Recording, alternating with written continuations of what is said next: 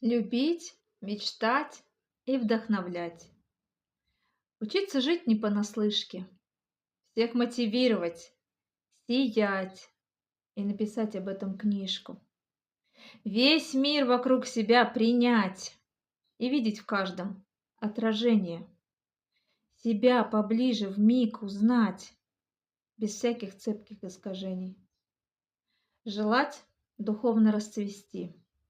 Познать себя и суть Вселенной, и душу к Богу привести, собрав свой опыт драгоценный. Мечтать. Все это проживать.